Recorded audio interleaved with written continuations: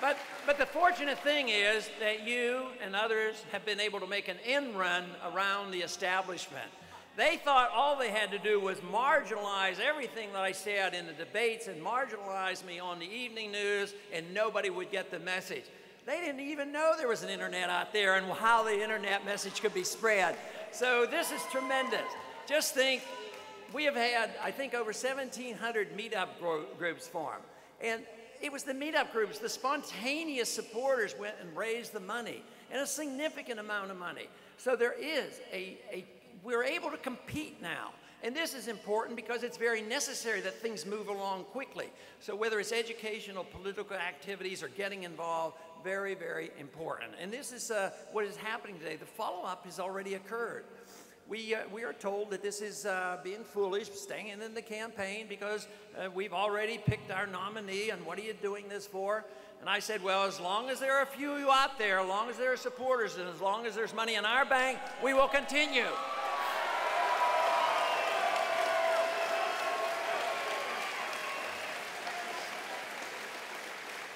So there are a lot of people involved in Pennsylvania. We're still going through the process, trying to be a delegate. There's a lot of people who have now filed for offices, and they've gotten involved in their local politics and in their precinct work.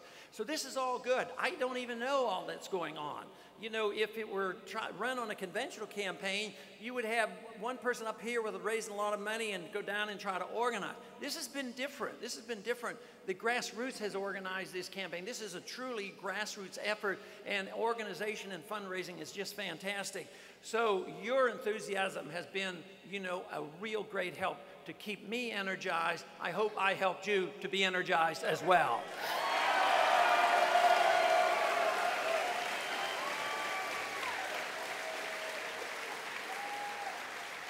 But one thing that I have planned, and you may have read about it on the internet, that could help us keep the energy going. I've taken the thoughts that I've expressed here these past year, more or less in the platform, all the details, whether it's the monetary policy, the tax policy, the foreign policy, and personal liberties, and I put it into a small book. It's not a big book. It's called The Revolution, a Manifesto.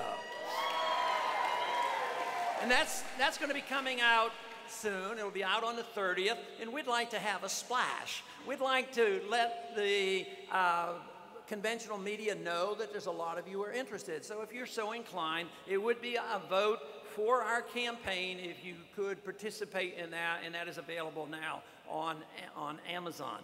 So this will continue. Instead of anticipating when it will end today at the reception I had at Gettysburg, and this was very well received. I said, this is not the end, folks. This is just the beginning.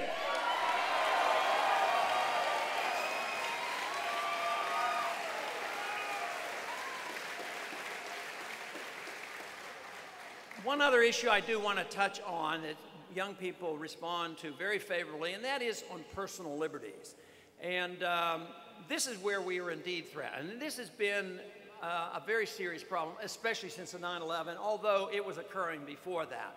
After 9/11, very quickly, there was a bill that came to the floor, one which I strongly condemned and voted against, and that was called the Patriot Act.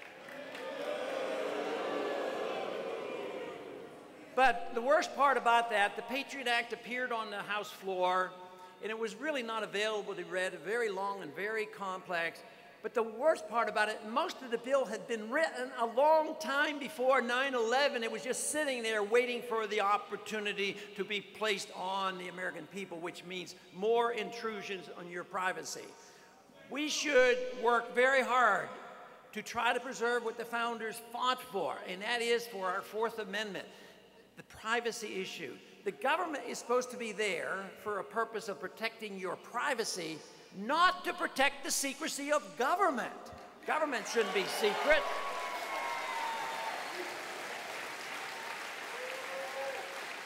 But even before 9/11, our personal liberties had been under attack under the guise of the so-called war on drugs. The war on drugs has been designed, well, it's claimed to be to make you better people. It's just sort of like they had prohibition of alcohol once to make the people better. Well, that was a failure.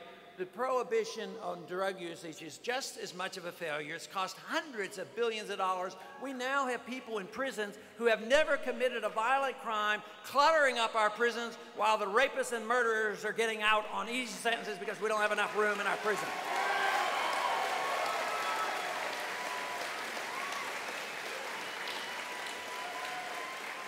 We have turned the issue on its head because in some states, and the states do have the authority to regulate drugs and alcohol and whatever, but in states that have tried to overcome these onerous federal laws have passed laws that said, in a very token way, sick people can use medical marijuana.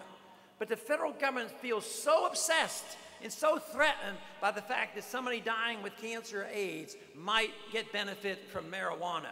So this is a twofer. First, individuals ought to have the right of freedom of choice and the responsibility for those choices, and besides, the states have the authority under our Constitution, not the federal government.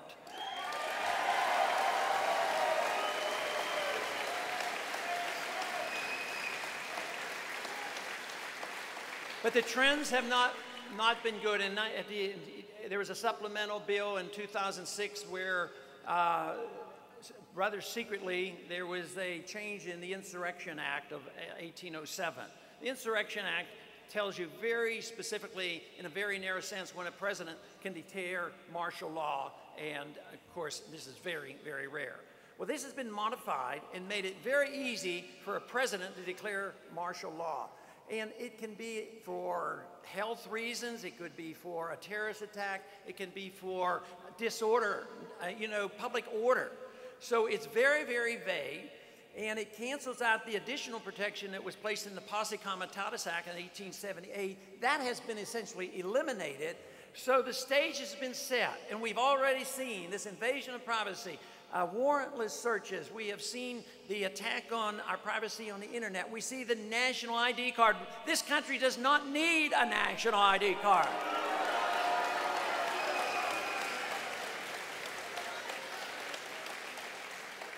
And we have the FISA courts. They've been fighting tooth and nail in Washington over the FISA modification of the FISA Act. And what they're saying, what the administration wants, is absolute protection of any telecommunications company that has complied with the government request to violate your privacy and turn over all your telephone records. So they want immunity retroactively.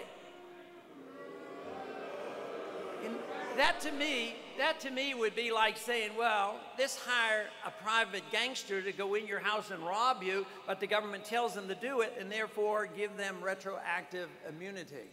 It makes no sense at all.